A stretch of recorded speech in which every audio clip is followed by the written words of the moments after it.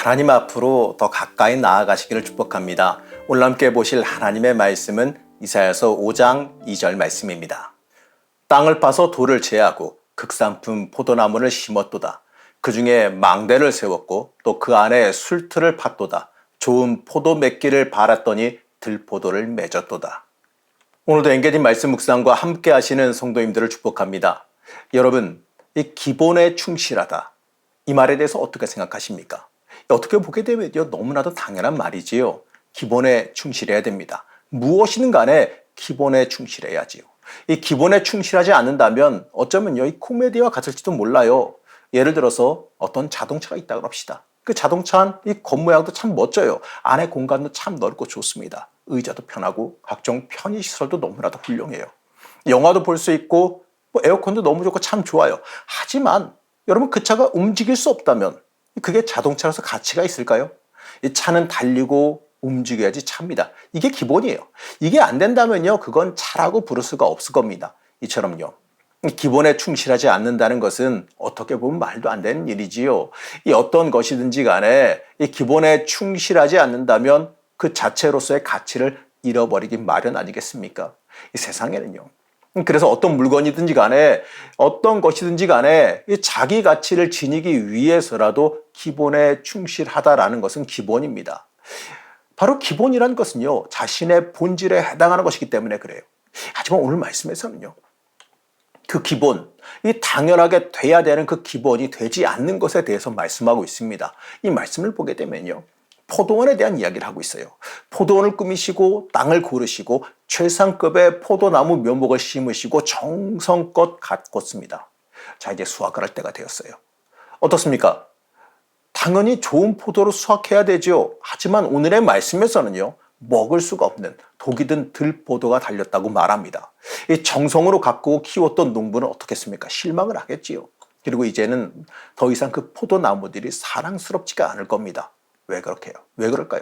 바로 기본에 충실하지 못했기 때문에 그래요. 그렇기 때문에 그 농부의 기대를 채울 수가 없었던 겁니다. 종자가 좋고 잘 돌보아진 포도나무는 당연하게 좋은 열매를 맺는 게 기본 사실이죠. 그것이 바로 자신의 존재 이유고 자신의 본질을 돋보이게 만드는 거기 때문에 그래요.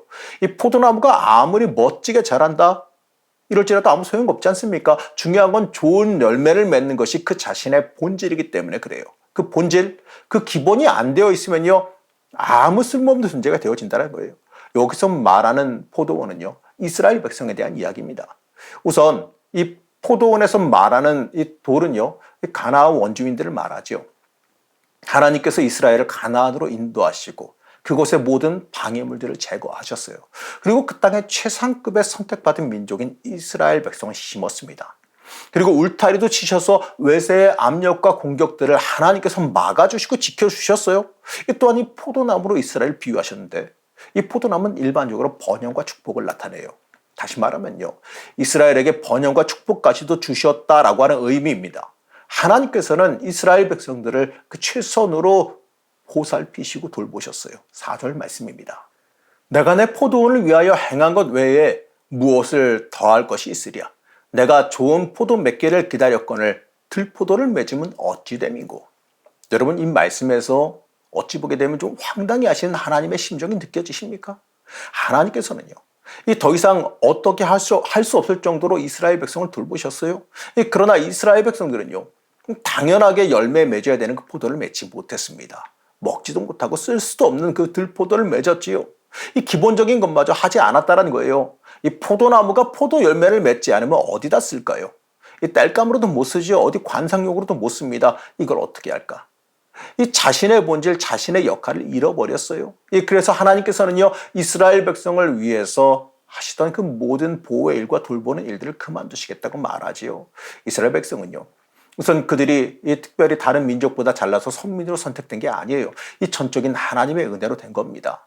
이스라엘 백성은요, 그렇기 때문에 더욱더 더 그들에게 주어진 그 열방의 하나님의 영광을 드러내고 그 이방에 대해서도 제사장직을 수행해야 되는 겁니다. 이 제사장직은요, 바로 이방인들이 회개하게 만들어서 하나님께 돌아오게 하는 그 직분이에요.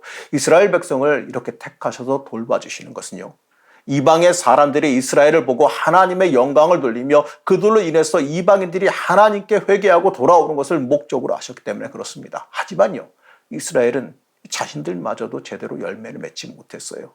하나님께서는 포도나무의 그 추수를 대비해서 술통을 준비하셨다고 말합니다. 그만큼 추수에 대한 기대를 하셨던 거지요. 하지만 이스라엘 백성들은 하나님을 실망시켰습니다. 그 안을 전혀 채우지 못했기 때문에 그래요. 이 이야기가 이스라엘 백성에게만 해당되는 이야기는 아니에요. 바로 우리에게도, 이 땅을 그리스도인으로 살아가고 있는 우리에게도 해당되는 이야기입니다. 여러분, 우리는 그리스도인이죠. 신앙이죠. 그러면서 하나님께 보호받고 인도하심을 받으면서 살아갑니다. 우리가 선택받은 백성이지만 그 백성으로서 감당해야 될 것을 감당하고 있는지, 책임을 감당하고 있는지 한번 살펴봐야 돼요. 하나님께서는 우리에게 기대하고 계십니다. 우리가 좋은 열매 맺기를 기대하세요. 우리는 하나님께서 준비하신 그 통에 가득 채워야 될 의무가 있습니다. 우리는 열매 맺어야 됩니다. 당연히 우리가 해야 되는 일입니다. 열매 맺지 못하는 신앙인은요, 맛을 잃은 소금과 같아서 버려져 밟힐 수밖에 없어요. 아무 쓸모가 없기 때문에 그러죠. 우리는 온전히 그리스도인으로서 열매 맺으면서 살아가야 우리의 존재 가치가 생기게 되는 겁니다. 우리가 기도하며 하나님께 온전히 의지하면서 하나님의 말씀을 이루어가면서 살지 못한다면, 하나님의 뜻을 이루어 드리지 못하고 살아간다면 우리는요, 우리의 가치를 아무 쓸모없게 만들어 버리는 거예요. 우리는 하나님께 온전히 의지하기 위해서라도 기도의 사람이 돼야 됩니다. 그리고 우리는요, 하나님의 말씀을 이루어가는 행함의 사람이 돼야 됩니다. 믿기만 할 것이 아니라 그 믿는 것을 행함으로 현실화시켜야 됩니다. 이 믿음과 행함은 분리할 수 있는 것이 아니기 때문에 그래요. 믿음과 행함은요, 분리할 수 있는 게 아니에요. 그리고 온전히 하나님 중심되어 살아가야죠. 이게 신앙인의 가장 기본이에요. 하나님께서 우리에게 원하시는 건 바로 여기 있습니다. 사랑하는 성도 여러분, 우리는 신앙인으로서 기본에 충실했습니까? 이 신앙인으로서 혹시 불순종과 말씀을 왜곡시켜가는 삶을 우리가 살아감으로 인해서 내 인생에 들포도를 맺고 있지는 않습니까? 내가 이스라엘 백성과 같아지고 있지는 않은지 한번 살펴봐야 돼요. 우리는요, 신앙인으로서 가장 기본적인 것에 충실해야 돼요.